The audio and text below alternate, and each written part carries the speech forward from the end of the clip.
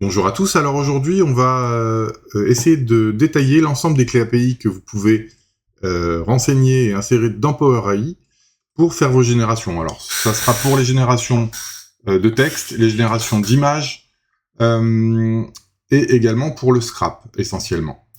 Donc depuis le tableau de bord principal de Power AI, vous avez ici la liste de toutes les clés API possibles et du coup vous allez pouvoir les gérer, soit en cliquant sur ce bouton, soit en cliquant sur ce bouton.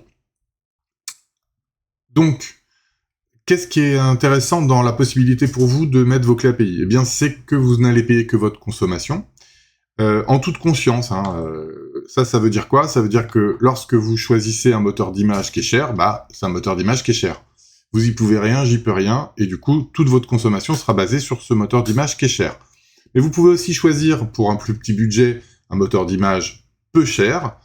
Donc, ça va être à vous, on va dire, de déterminer votre meilleur rapport qualité-prix, c'est-à-dire ce que vous êtes prêt à dépenser pour la génération de texte et les générations d'images. Donc, sur les générations de texte, ils sont tous relativement bon marché, à part Claude Opus, qui est hors de prix. Je le précise déjà. Ensuite, pour la génération d'images, j'allais dire, ils sont presque tous au même prix. Et dans les extrêmes, on a Fluchnel qui est le moins cher de tous et qui, à mon sens, donne des résultats très satisfaisants, en tout cas au regard de son prix. Et puis, dans les versions très chères, bien évidemment, vous avez GPT Images High. Donc celui-là est à 25 centimes l'image, qui est, à mon sens, hors de prix. Donc, on va pouvoir détailler tout ça. Je précise également que dans la version freemium, vous n'avez pas de clé API, vous ne pouvez pas mettre vos clés API, puisque c'est une version gratuite dans laquelle on vous offre 30 contenus avec OpenAI, GPT-4o au niveau du texte, et avec au choix SDXL ou Fluchnel pour les images. Car ce sont en fait les moins chers. Mais je rappelle que, à mon sens, Fluchnel, c'est vraiment le meilleur rapport qualité-prix. Alors, on va regarder un petit peu toutes les clés API qui sont disponibles. Elles sont rangées par section. La première section, c'est les textes et les images IA.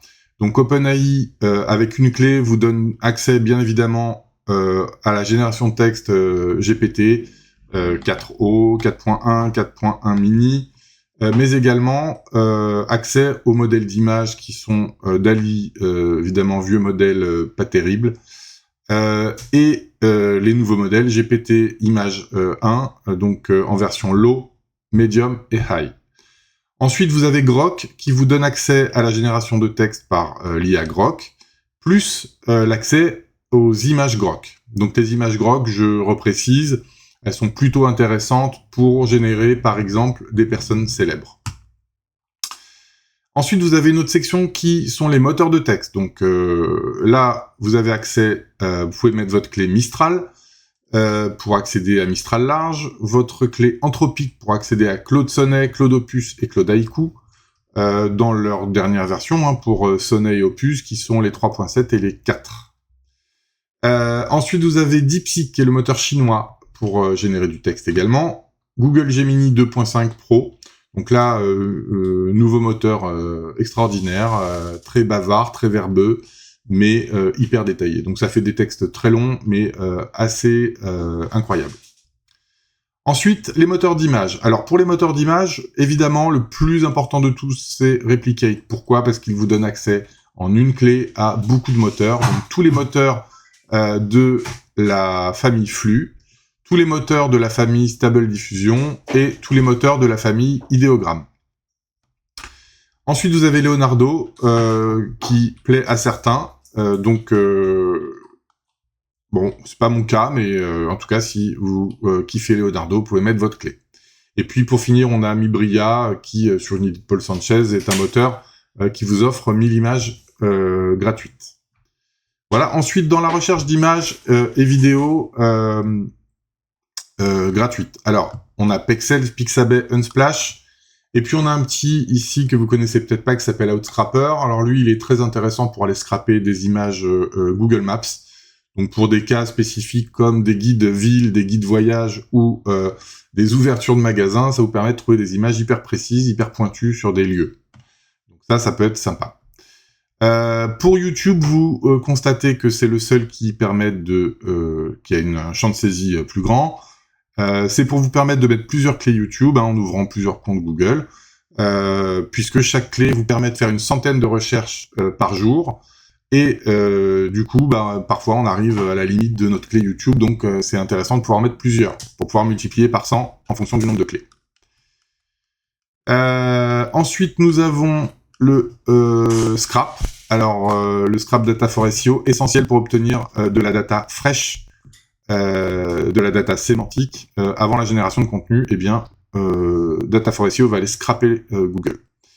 Et puis pour finir, au niveau des métriques, on a deux clés qui sont importantes. Alors SEO Observer un petit peu moins, bon, c'est pour obtenir les métriques de votre domaine, TF, CF, RD, voilà, bon, et TTF. Par contre, Alloscan, c'est super puisque en plus on va un petit peu développer ça dans les semaines qui viennent. Alloscan va vous permettre de récupérer les top pages et les top mots-clés, donc pour remonter les domaines expirés ou récupérer les top pages d'un domaine, c'est magnifique. Donc voilà un petit peu pour le tour d'horizon des clés API possibles dans Power AI. Alors je précise que ici, nous on a déjà saisi les clés, ce qui veut dire que on a simplement une petite coche verte qui nous montre qu'on l'a déjà saisi. Lorsque vous arrivez sur votre espace de travail Power AI et que vous n'avez pas saisi vos clés, vous avez un lien qui vous permet, donc pour chaque clé, qui vous permet d'aller directement chez le fournisseur pour pouvoir créer votre compte, mettre des crédits si c'est par crédit ou au moins renseigner un mode de paiement, et surtout générer vos clés API. Donc ça, c'est essentiel pour pouvoir commencer à travailler. Je terminerai avec quelques conseils. Bon, à mon sens, si vous voulez démarrer avec Power AI et travailler correctement, il vous faut au moins 3 clés. Bien sûr, celle d'OpenAI, ensuite celle de Replicate pour les moteurs d'image, et ensuite celle de Data for SEO pour pouvoir scraper le web. Donc ça, c'est très important de commencer au moins avec ces 3 clés. C'est les 3 qui vous sont demandées d'ailleurs dans la page d'accueil, notre onboarding lorsque vous vous connectez pour la première fois à Power AI. Voilà, j'en ai fini pour aujourd'hui sur les clés API. À bientôt. N'oubliez pas que vous pouvez tester Power AI en freemium avec 30 contenus offerts. Et puis si vous avez aimé cette vidéo, n'hésitez pas également à mettre un petit like. À bientôt.